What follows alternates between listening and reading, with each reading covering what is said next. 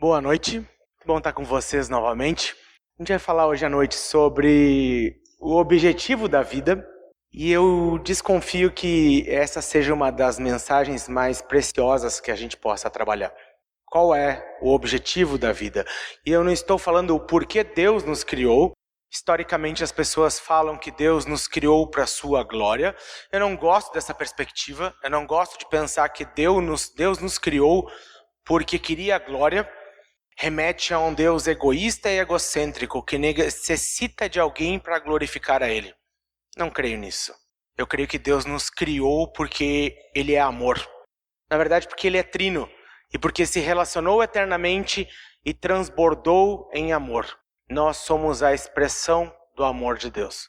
Então Deus nos criou, eu creio, porque Deus é amor.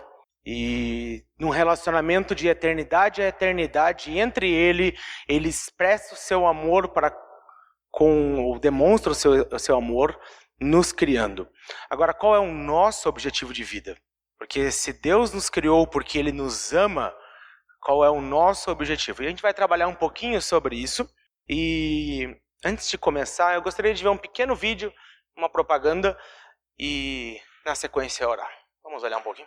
Mamãe, sabia que um dia vai crescer e tudo vai ficar diferente? Porque por mais que a gente não perceba, às vezes se recusa a acreditar, o tempo voa. E com ele, mais do que a minha imagem, eu risco é deixar de lado minhas ideias, meus sonhos, minhas vontades, minha essência. Esquecer quem eu sou. E você nem percebe. Você já pensou nisso? O problema é que a vida passa diante dos nossos olhos e a gente nem percebe. E depois, tarde demais, vai querer saber o que fez de bom, sem ter tempo de recuperar. Enquanto dá tempo, faça a sua vida valer a pena, antes que seja tarde. Não sei se a gente pode fazer a nossa vida valer a pena, não sei se a gente é capaz disso, mas é interessante parar e avaliar antes de que seja tarde demais. Qual é o nosso objetivo de vida? Vamos orar? Deus, muito obrigado pela vida de cada um que está aqui, muito obrigado por podermos estar aqui. Sou grato pela capacidade que o Senhor nos dá por meio do Teu Espírito de olhar para a Tua Palavra e entender cada vez mais. E eu te peço que essa noite seja assim, um período de entendimento, de busca e de reflexão um pouquinho sobre o objetivo de vida e mais do que o objetivo de vida que eu quero ou que cada um deseja, qual é o Teu objetivo para a nossa vida? E essa é a grande pergunta, a indagação, nos auxilia a entender mais isso. É isso que eu te peço, em nome do Teu Filho amado, Jesus Pai. Amém. Amém.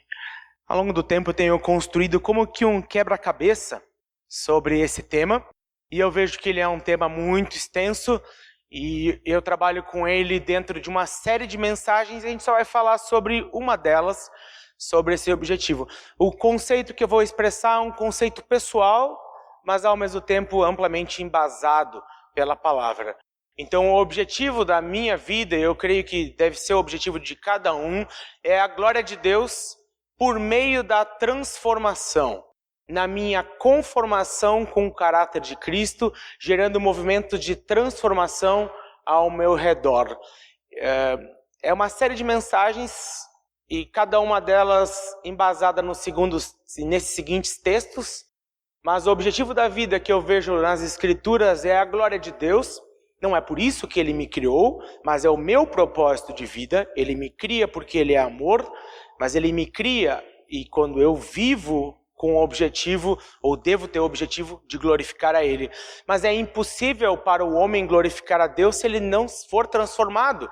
Nascendo totalmente separado de Deus e amplamente pecador, ou amplamente depravado, só é possível para Deus glorificar a Deus por meio da transformação. Então não é mais uma opção, se eu quero glorificar a Deus, ficar como eu estou. Então eu não busco ser transformado, eu busco glorificar a Deus. E como que eu glorifico a Deus? Somente se eu mudar. Por meio da transformação, mudar para quê? Na minha conformação com o caráter de Cristo. Não é mais o meu padrão, mas é um padrão elevado, o de Cristo. Conformar o meu caráter ao caráter daquele que é um padrão aceitável e possível, mas ao mesmo tempo altamente elevado. Então eu pego meu coração e digo, eu não quero mais que seja assim, eu quero que ele seja transformado à luz do quê? Do caráter de Cristo. Gerando movimentos de transformação ao meu redor.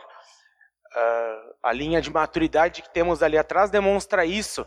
O objetivo da nossa vida é glória de Deus, para que nós possamos, ou buscando ser transformados à luz de um padrão que é Cristo, para quê? Gerar movimentos de transformação. O objetivo da vida está altamente conectado à transformação. E é sobre essa que é a segunda mensagem que eu gostaria de falar hoje. Nós gastamos mais um final de semana, eu gastei investindo e o pessoal investindo, um grupo de 5, 6 casais sobre casamento. E essa semana esse final de semana falamos sobre muitas coisas, mas eu creio que de todas elas é que um bom casamento envolve transformação. Uma boa vida envolve transformação. Se eu me conformar com a minha vida hoje, não é uma boa vida. Uma boa vida é uma vida que não é conformada com o status que eu estou hoje. Então nós vamos falar um pouquinho mais sobre a transformação, pelo menos em 3 textos. E o primeiro deles, os 3 textos são bem conhecidos por vocês. E o primeiro deles é Romanos 12. Eu gostaria que você abrisse a sua Bíblia em Romanos 12. Nós não vamos olhar, nós vamos olhar somente um aspecto de cada texto. E Romanos 12 é imagino que amplamente conhecido por vocês. No versículo 1, ele trabalha a ideia de sacrifício vivo. Então, não mais o sacrifício do Antigo Testamento, mas um sacrifício de alto padrão. E como que esse sacrifício pode ser de alto padrão? No versículo 1, é um sacrifício que não é como o de todos os outros, ou que não é conformado com o mundo. Muitos olham para esse texto e ficam focando, não se amoldem ao padrão desse mundo. Mas esse não é o foco do versículo. Ele está trabalhando como se um parênteses entre o que é um sacrifício aceitável a Deus. E um sacrifício aceitável a Deus, no versículo 1, é um padrão, está com base num sacrifício que não é amoldado ao mundo. Por quê? O sacrifício sou eu e você. Então, se nós somos a oferta, essa oferta não pode ser como o mundo, tem que ser baseada em algo além. Ele fecha esse parênteses e ele fala, mas transforme-se pela renovação da sua mente, para que sejam capazes de experimentar e comprovar a boa, agradável e perfeita vontade de Deus. E eu gostaria de dar uma olhadinha com vocês só numa palavra, que é transformem-se, desse versículo. Uma coisa muito interessante com relação à etimologia dela, ou a composição dessa palavra no original, é que ela significa literalmente mudar de forma. Ela vai remeter muito ao processo da borboleta, por exemplo, de lagarta a borboleta. Há uma mudança completa. Então, a primeira coisa sobre transformação é que transformação não é fazer um puxadinho. Então, lá em casa eu vou ampliar a minha casa. Aí vai lá e faz um puxadinho. Transformação não é fazer puxadinho. Então, Arthur, como é que você era antes de se converter? Um traste. E agora? Agora não dá mais para ser o traste. Não é só dar uma tapeada, botar um Mary Kay, dar uma ajeitadinha e tão aceitável esse sacrifício. Não, é mudança completa. Quando eu falo da minha vida lá atrás, eu quero que ninguém imagine que eu vivi aquilo. Não dá mais para parecer com aquilo. Aquele traste lá de trás tem que ficar lá atrás. Transformação envolve mudança completa, como a borboleta que quando você olha, você jamais diria que era aquela lagarta. Não dá mais para confundir e pensar nas duas coisas. Totalmente diferente. Primeira coisa que nós vemos é que essa palavra significa isso. E essa palavra vai remeter ao monte da transfiguração, quando a única vez que Jesus brilha como com o corpo glorificado. Eles olham e veem algo totalmente diferente. Uma mudança, apesar de lembrar e saber que é Jesus, totalmente diferente. Algumas coisas que são interessantes nisso é a questão do verbo que está. Primeiro elemento, ele está no presente. Presente no original, no grego, não significa que é presente, passado ou futuro. Não é essa a ideia, mas dá a ideia de que ele é contínuo. Então, continuamente eu sou transformado. Se eu quiser cumprir esse versículo, eu não posso dar uma paradinha na transformação. Continuamente eu tenho que ser transformado. Não há opção de parar. Alguns falam que na vida cristã não há estagnação, você não pode parar, porque senão você vai ficar no mesmo lugar ou você vai voltar. Na vida cristã não há opção de parar, porque é pecado. Ponto. É uma ordem. Transformem-se. Eu não me transformo, eu não sou transformado, eu estou em pecado, desagradando aquele que definiu qual é o objetivo. Agora, é um imperativo, ou seja, é uma ordem. Eu não cumpri, eu desagrado aquele que me mandou ser transformado. E o que é muito doido nessa parada é que é uma ordem no passivo. Então, cumpra uma ordem do qual você não é capaz de cumprir. É como se fosse isso. Eu te ordeno que você seja transformado. É mais ou menos essa ideia. Nós não somos capazes de nos transformar. Você não pode cumprir essa ordem. E você pode parar de ser o traste que você era lá atrás, como eu era. DRR de Efésios 4, 22 a 24. Eu me despojo do velho homem. E naquele texto, essa é a única perspectiva ativa. Então eu posso deixar de ter os hábitos, deixar de fazer as coisas lá de trás. Mas eu não sou capaz de me transformar. Eu sofro essa ação. Então, uma ordem, você precisa deixar Deus te transformar. De que maneira? Continuamente. Mas pare de lutar como se fosse isso. Porque você não é capaz de se transformar. A ação é de Deus. Então, não se amoldem ao padrão deste mundo, mas esse não é o objetivo do texto, mas transformem-se, deixem de ser transformados continuamente pela renovação da vossa mente, para que sejam capazes de experimentar e comprovar a boa, agradável e perfeita vontade de Deus. Nós não vamos falar desses slides que vão vir na sequência, eu vou passar um pouquinho para a gente ir só para a conclusão. Esse negócio não me ama. Eu te odeio o controle, mas isso deve ser algum objetivo de eu ser transformado. E eu quero só mostrar a conclusão daqueles slides. Nós não vamos entrar em todos eles, mas há uma possibilidade que você encontra na revista atualizada com uma nota de rodapé, aquelas letrinhas miúdas, com uma possibilidade de tradução. E eu quero propor essa com uma tradução mais adequada para esse texto. Você sabe que a palavra não está na mesma língua e sendo possível ser traduzida de formas diferentes. Há uma tradução mais literal que mudaria a partir do para quê. Nessa tradução seria, mas transformem-se pela renovação da sua mente, para que, e ali embaixo você encontra essa tradução, para que sejam capazes de experimentar e comprovar a vontade de Deus. Isto é, o que é bom, o que é agradável e o que é perfeito.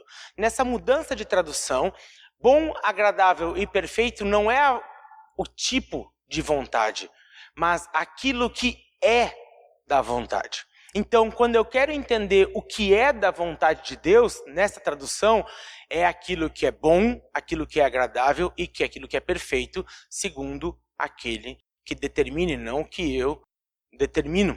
Então, eles qualificam o que é da vontade de Deus e não mais a vontade de Deus.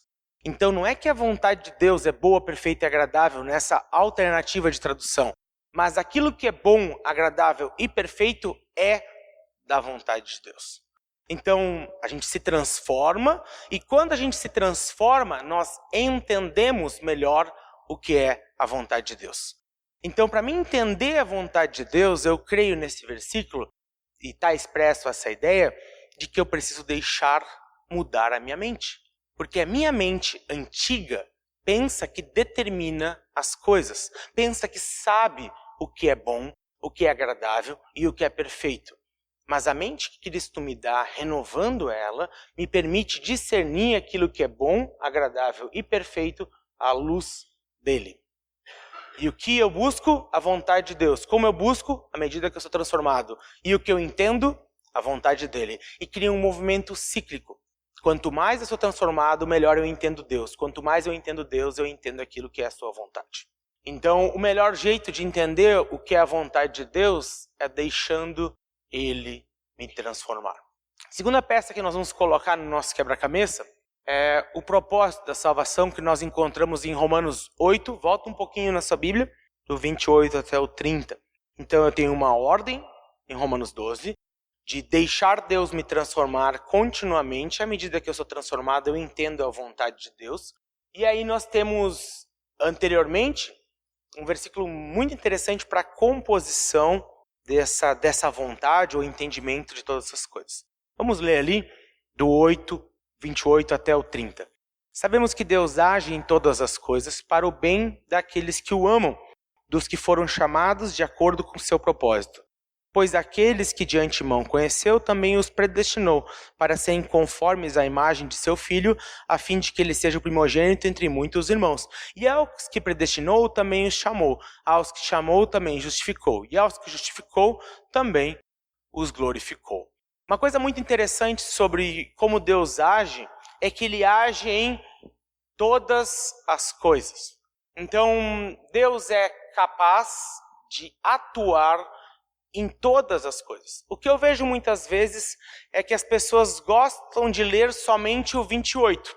Sabemos que Deus age em todas as coisas para o bem daqueles que o amam, dos que foram chamados de acordo com o seu propósito. E esquecem esse pois aqueles que de antemão conheceu, também os predestinou para serem conforme a imagem do seu Filho. E alguns calvinistas, ou lutando pela fé calvinista, o entendimento calvinista, ou outros arminianos, independente do que você acredita, logo olham para essa palavra predestinação e começam a pensar em triturar a sua cabeça e pensar sobre eleição. Foi eleito, não foi eleito? E eu vou dizer para vocês que não me interessa. Não quero saber, porque essa palavra não significa isso. A palavra predestinação, nesse texto, não tem nada a ver, quer dizer, tem, mas não tem nada a ver com eleição. A palavra predestinação aparece 6 vezes no Novo Testamento, 3 delas acompanhadas com uma proposição que não vai dar ideia ou conexão com eleição, mas vai dar uma ideia de propósito posterior à eleição. Você foi eleito, já que você foi eleito, você foi predestinado a serem conforme ou sermos conforme a imagem de seu Filho. Então não é mais sobre como nós somos salvos, mas depois de salvo, nós somos salvos para quê? Para nos parecermos com Cristo. Deus nos ordena transformação para conhecimento da sua vontade. Para quê? Ou como? No entendimento, vivendo, sendo, buscando ser como seu Filho. E o que ele faz? Age em todas as coisas. Deus é quem educa. Eu gosto de pensar que Deus é o educador perfeito. Deus é o professor perfeito. Eu trabalho com educação há alguns anos e eu gostaria de ter 1/100º do recurso de Deus para ensinar as pessoas. Por quê? Porque Deus tem todas as coisas. Então, todas as coisas cooperam para o nosso bem. Para quê? Para que nós sejamos como Cristo. Não é conforme o nosso bem, não é conforme aquilo que a gente quer, mas todas as coisas cooperam na mão de um educador perfeito para que nós sejamos a imagem de Cristo. Então, Deus nos chama para a transformação, a imagem do seu Filho. Então ele dá um padrão para essa imagem. E quando a gente pensa ali no versículo 30, ali embaixo, nós poderíamos pensar aqueles que pensam ou estão pensando em algo com relação à eleição, em aqueles que elegeu, também predestinou. E aqueles que ele predestinou, ele chamou. E aquele que ele chamou, ele também justificou. Predestino, dou um alvo, uma direção, um padrão. Chamo, determino qual é esse padrão para essa pessoa. Justifico, você é um pecador. Mas é o seguinte, está aqui o meu certinho. A tua prova está corrigida. Você está justificado. O meu Pai não vai ter mais ira sobre você. Você vai poder entrar no céu. Porque eu botei o meu dedo, a minha impressão digital em você, e ela tem sangue. E por causa do sangue de Cristo, agora nós somos justificados. E o que é muito doido é que todas essas expressões estão no passado. E quando ele fala, justificou, ele também glorificou. E se você pensar nesse texto, qualquer coisa que seja glorificou, que não com o corpo glorificado, você não entendeu a palavra glorificou. Então aquele que lhe chamou deu um propósito, aquele que justificou, pagou a ira de Deus Pai com relação a nós, ele também glorificou, ou seja, nos deu um corpo glorificado. Mas e como você está? Com esse corpo feio. Nosso corpo feio que não brilha, porque o corpo glorificado brilha. Cristo tem isso, demonstra isso, é perfeito. E o que nós vivemos é um corpo que se deteriora, que não está perfeito, mas está no passado, atemporalmente. Deus já nos deu a vida eterna e já nos colocou e nos trata como se nós estivéssemos lá. Ou você acha que um Deus santo, sem pecado, habita em você porque Ele olha para você e vê você? Ele não poderia habitar em você e se relacionar com você se quando Ele olhasse para você, Ele visse você. Deus é santo, totalmente separado do pecado. E onde Ele habita? Num pecador. Porque nós estamos glorificados diante de Deus. É isso que o texto está falando. Ele se relaciona conosco como se nós já estivéssemos sem pecado. E como pode isso? Deus é atemporal. Deus é criador do tempo. O tempo está debaixo dos dedos do Pai. E Ele olha para você e olha para mim como se nós não estivéssemos aqui agora. Ao mesmo tempo que Ele nos ensina e nos conduz à transformação, porque Ele age em todas as coisas do nosso tempo nesse tempo. Então é muito interessante esse versículo. Na minha opinião, a bondade de Deus. Como Deus é bondoso. Então Ele nos chama à transformação e o que Ele faz? Ele nos conduz à transformação agindo em todas as coisas. Eu só preciso deixar de ser cabeça dura e deixar Ele fazer. Porque é Ele que transforma, não sou eu que transformo. Ele faz, Ele resolve tudo. E então, com base nisso, nós vemos o nosso propósito. Para que nós somos salvos? Para quem nós somos salvos? Então nós somos salvos por Cristo, mas também para Cristo, ou para sermos a imagem de Cristo. No final das contas, nós podemos concluir que nós não devemos nos amoldar com o padrão deste mundo. Para isso eu sou transformado, eu tenho a minha mente renovada, para entender a vontade de Deus, para ser ou para compreender que eu sou predestinado conforme a imagem de Cristo. E quando eu entendo isso, eu percebo um eu ideal, um Arthur que vale a pena, um eu ideal, à luz da imagem de Cristo. Volta lá, eu tenho um chamado, esse chamado me leva a não ser como esse mundo, apesar de não sair desse mundo. Eu sou transformado para ser diferente e também ser um sacrifício aceitável a Deus. Ele renova a minha mente, Ele faz isso em mim. Eu entendo a vontade de Deus quando isso acontece, e aí eu entendo também que, entendendo a vontade de Deus, eu tenho que conformar o meu caráter, ou quem eu sou, à luz de uma imagem do homem ideal, que é Jesus. E aí eu entendo o meu eu ideal. Quando eu entendo o meu eu ideal, eu entendo que esse eu ideal remete à imagem de Cristo, que é alguém que vive de acordo com a vontade de Deus e por isso tem a mente renovada, é transformado à luz desse Cristo. E nós temos um movimento cíclico, onde quando eu vivo uma coisa, eu vivo outra coisa, quando eu vivo outra coisa, eu progrido até buscando ser mais parecido com Jesus. Conforme eu sou mais parecido com Jesus, vou vivendo todas as coisas que estavam ali atrás e eu não me pareço mais com esse mundo. Apesar de viver nesse mundo, nós não somos desse mundo. E como nós podemos viver isso? Somente a imagem de Cristo. Isso não é teórico ou blá blá blá nesses versículos. Ele é possível, porque Ele vai fazendo essa obra em nós. E nós temos a terceira peça do nosso quebra-cabeça. Efésios 1, você pode abrir lá. Eu gosto muito dessa última peça. Efésios 1, do 9 ao 10. Efésios 1, do 9 ao 10 fala: e nos revelou o mistério da sua vontade. Lemos lá atrás que, sendo renovados, nós compreendemos a vontade de Deus. E nos revelou o mistério da sua vontade, de acordo com um bom propósito que Ele estabeleceu em Cristo.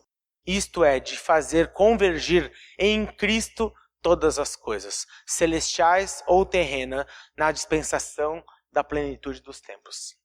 Muito obrigado, a carne da minha carne.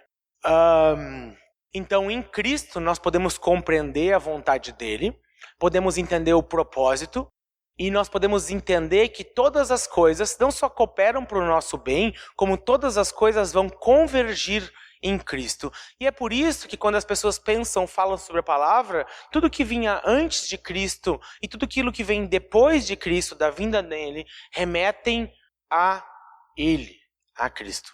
Então Efésios diz, Romanos trabalha a ideia de que todas as coisas cooperam para o nosso bem, para que nós possamos, e nós podemos correlacionar, sermos transformados. Sendo transformados, nós também somos alguma coisa que vai convergir em Cristo. Nós só podemos apontar para o propósito desse mundo, ou cumprir o propósito desse mundo, à medida que nós somos transformados. Transformados à luz de Cristo, nós somos mais um desses elementos de todas as coisas, sendo ou se parecendo mais com Cristo. O nosso desafio, então, é morfar. Lembra dos Power Rangers? Lembra da borboleta? Adquirir uma forma completamente diferente. Não aparência exterior, mas interior. Morfarmos. Transformação. Eu sou transformado à medida que eu abandono o meu eu ideal, quem eu quero ser, o que eu quero sonhar. Eu, na verdade, na Bíblia, no Novo Testamento, é abolido. Não interessa mais você. Não interessa mais os seus sonhos. O pronome pessoal eu acabou no Novo Testamento. Para aqueles que querem ser fiéis a Cristo, não é mais eu. É o que importa para o outro. Qual é a vontade de Deus? Não é mais a minha vontade. Se eu quero amar a Deus, eu vou cumprir o segundo mandamento, que é semelhante ao primeiro. Quem é o meu próximo? Eu acabou. À luz de quem é Cristo. Cristo não foi ou não viveu por ambição egoísta, à luz de Filipenses. Ele abriu mão da sua gloriosa forma de ser Deus, não deixando de ser Deus. Ele abriu mão da forma de não possuir forma para ter essa forma ridícula, chamada humana, e veio até aqui. Se Deus, sendo Deus, abre mão, quem somos nós para acharmos que nós temos direito e de usar a palavra ou o pronome eu? Eu acabou. Eu abro mão e eu me conformo com quem Cristo é.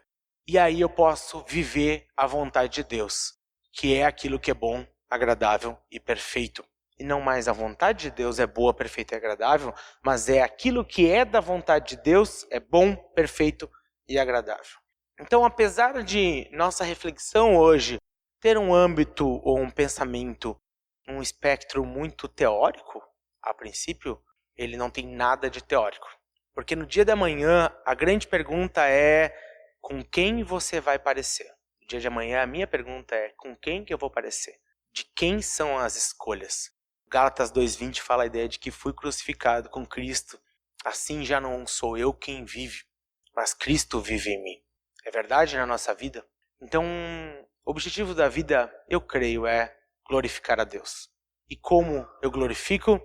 Transformando. Se depois de amanhã você é igual a hoje, você não glorifica a Deus. Então como você parece hoje não deveria ser satisfatório para você. Você não pode aceitar quem você é hoje. Você tem que ser Cristo ou parecido mais com Cristo amanhã.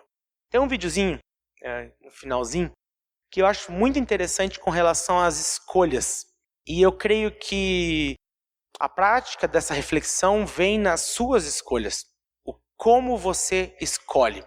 O videozinho não tem nada a ver com a mensagem de hoje, mas eu creio que tem muito a ver. Então dá uma olhadinha nele e pensa um pouquinho nas pequenas escolhas da sua semana. Eu tenho uma perspectiva de que as nossas decisões não são nossas, mas ao mesmo tempo amplamente nossas. Isso quer dizer que eu não determino o que é uma boa decisão, a vontade de Deus determina o que é bom, agradável e perfeito, mas eu escolho no dia de amanhã, ou hoje, ou depois de amanhã, se eu vou escolher aquilo que é bom, agradável e perfeito, ou se eu vou escolher aquilo que eu sei. E eu vejo que é esse padrão de olhar para Cristo e tomar a decisão com base na ação de Cristo, o que Ele faria, ou o que eu gostaria, o que eu faria.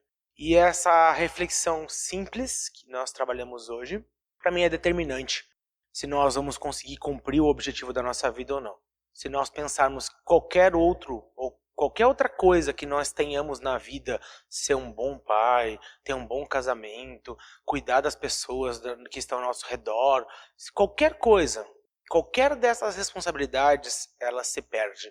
Algum tempo atrás eu tenho falado isso e tenho pensado nisso. Eu estava numa reunião de líderes de obreiros, pastores, sei lá como você quiser chamar, e o pessoal estava falando sobre o que gostaria para a vida, o que não gostaria. Eu estava pensando em tudo aquilo que eu estava ouvindo, e eu falei, eu acho que Deus não me chamou para ser relevante. O pessoal falou assim, como não, Arthur? Deus chamou a gente para ser relevante. Eu falei, acho que não. Eu acho que Deus me chamou para ser fiel. Eu acho que Deus nos chamou e deu o objetivo de nós nos transformarmos. Quem tiver em transformação, quem tiver sendo fiel, não tem como não ser relevante. Então eu quero ser um bom pai. O que eu vou conseguir? Nada. Eu quero ser um bom esposo. O que eu vou conseguir? Nada. Eu quero ser um bom cristão. O que eu vou conseguir? Nada. Porque eu quero ser alguma coisa que eu determino. O que eu quero ser? Eu quero ser transformado à luz do caráter de Cristo e deixar Ele determinar o que eu tenho que ser. E aí eu vivo a vontade dEle, não mais a minha vontade. Para mim, o objetivo da minha vida, eu creio que cada um de nós é glorificar a Deus. E só glorifica a Deus quem é transformado. E só é transformado aquele que abandona o seu eu ideal e deixa Deus determinar quem ele tem que ser. Então, apesar de amplamente teórico, o dia da manhã determina a prática desse pensamento. Vamos orar?